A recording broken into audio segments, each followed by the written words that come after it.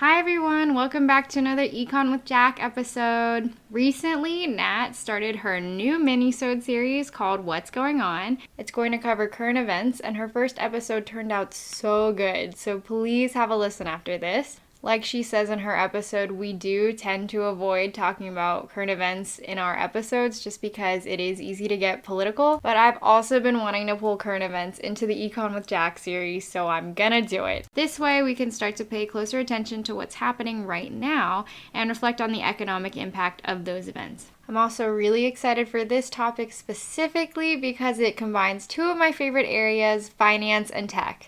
So without further ado, let's get into the episode. We're talking about cryptocurrencies.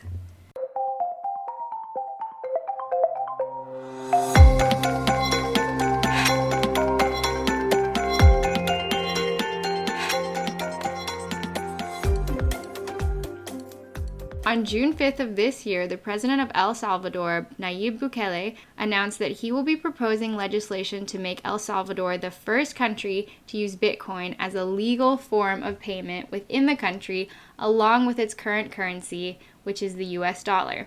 Congress, of course, still needs to pass this bill, but if they do, this could be the start of the world adopting cryptocurrencies. But before we get ahead of ourselves, let's talk about what a cryptocurrency is. Cryptocurrencies are also known as digital currencies, and they're a form of payment that can be exchanged online for goods and services. You could think of them as tokens for specific goods and services, and in order to get those tokens, you would need to exchange real money for them, similar to a casino or your local Chuck E. Cheese.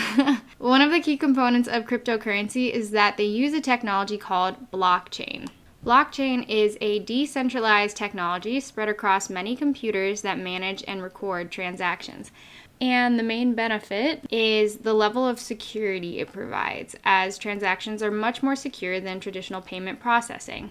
So that's cryptocurrency and blockchain in a nutshell. But many of you may be wondering, why do people like cryptocurrencies? There are a variety of reasons people like crypto, but the main reason is that cryptocurrency removes central banks and the government from managing money. Supporters believe that cryptocurrencies are the true currency of the future because it's not a physical entity and there is no change in value between countries. Others are simply interested in investing in them because they are extremely volatile. They can go up in value very quickly, but the reverse is also true. Just last year, Bitcoin dropped from 10,000 USD per coin to 4,000 at the start of the COVID lockdown, and less than a year later, it hit an all-time high of over 64,000 USD. As of right now, while recording this, it's hovering around 38,000 USD. So how did this all start? Well, the very first cryptocurrency that ever emerged is the wildly popular Bitcoin. In 2008, a white paper was published under the pseudonym of Satoshi Nakamoto, explaining the concept of Bitcoin and blockchain publicly. And for anyone who doesn't know, a white paper is a type of report, and a pseudonym is a fake name. So we really don't know the real identity of who created Bitcoin. This white paper gained popularity, and by early 2009, Nakamoto released Bitcoin to the public, and enthusiastic supporters started exchanging and mining the currency. Since then, many more cryptocurrencies have emerged, such as Ethereum, XRP, and Doge.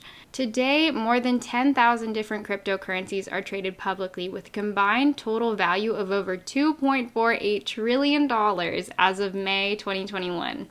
Going into this episode, one of the questions Nat asked me was, if it's a digital currency, then how do you mine it?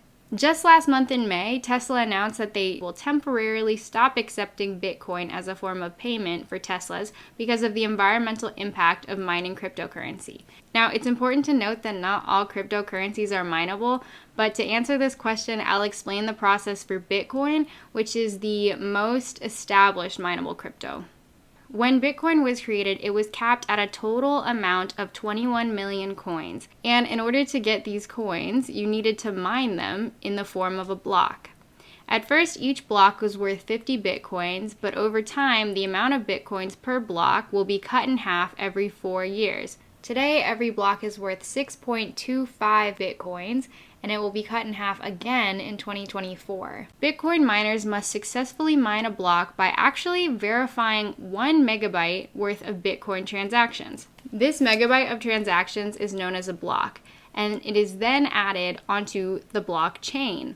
Thus, Bitcoin mining plays a key part in maintaining the verification of transactions with the coin. Rewards are then paid to the first miner who discovers a solution to a complex hashing puzzle, and the probability that a miner will be first is related to the portion of the total mining power on the network. I know it sounds a bit confusing at first, so let me try to summarize it. You are basically checking and verifying other Bitcoin transactions by solving for a target hash. And if you're the first to solve it, you get some Bitcoins as a reward. For those of us who don't know what a hash is, that's a 64-digit hexadecimal number, or in layman's terms, a very large number. And nobody solves for this by hand.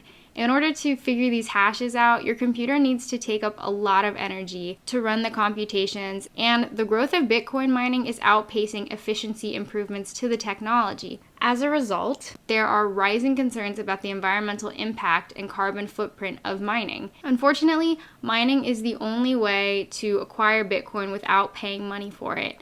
Once all of the Bitcoins have been mined, no more Bitcoin can be added into the circulation for the rest of eternity.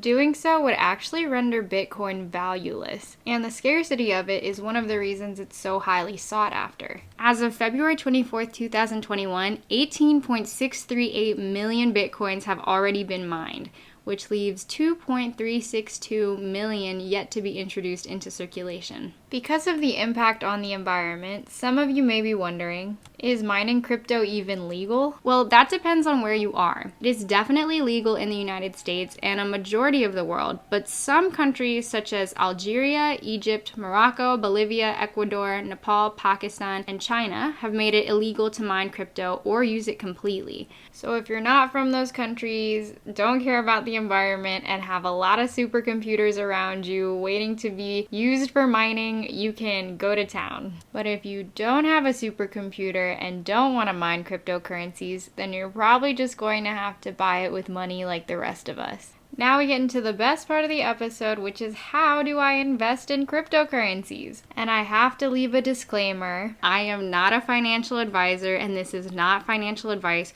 Before you decide to invest in cryptos, please do your research and remember that these are volatile investments. I recommend only investing amounts that you are willing to lose. All right, so to buy cryptocurrencies, you need to use a cryptocurrency exchange app as well as a digital wallet to store your crypto. Now that cryptocurrencies have become more mainstream, there are actually a lot of different options. I also want to say that this is in no way an endorsement for cryptocurrency. I just wanted to put this section in here if anyone was wanting to invest. We are in no way sponsored by any cryptocurrency apps or trading platforms. I just wanted to put this in there because I know a lot of our friends have been curious about it, but this is purely for your education. So I have been investing in cryptocurrencies for the past 2 years, and the apps that I use personally are Robinhood and Coinbase. And then I'll explain some of the differences. So Coinbase has many more cryptocurrencies to choose from, while Robinhood still only offers a limited selection. Another con to using Robinhood for crypto trading is that Robinhood is not actually a digital wallet. Coinbase has a digital wallet built in. So that means that when you purchase a cryptocurrency, you actually hold that cryptocurrency, whereas with Robinhood, you don't actually hold your coins. Therefore, you cannot deposit coins or withdraw them, but you can still sell for the monetary value of your investment. So this is a good platform for investors who don't actually believe cryptocurrency will become a real currency. There are no transaction fees on Robinhood, but there are small transaction fees on Coinbase depending on how much you want to purchase. Again, we are not sponsored by these apps at all, but I'm going to leave my referral link in the description for both applications so that if you want to sign up using them, you can get some small benefits. For Robinhood, you will get a free stock, and for Coinbase, you will get $10 worth of Bitcoin. And as a closing, I'll just say this: whether or not you believe in cryptocurrency, plan to invest in it or not, it's here and I don't think it's going anywhere. So it's important for us to be aware of new technologies because they could result in a change in the world economy, whether we understand them or don't. So keep learning and stay informed. I had so much fun doing this episode, and I hope that we can do more tech-related topics in the future. There are so many new things that are coming out on the market, such as NFTs, artificial intelligence, deepfake. We could have a whole episode on Dogecoin. Anything you want to talk about, I'm always down to cover. So send us your questions and suggestions at howdidwenotknowthat@gmail.com or tweet us at HDWNKT. Thanks for listening, and diamond hands. Bye!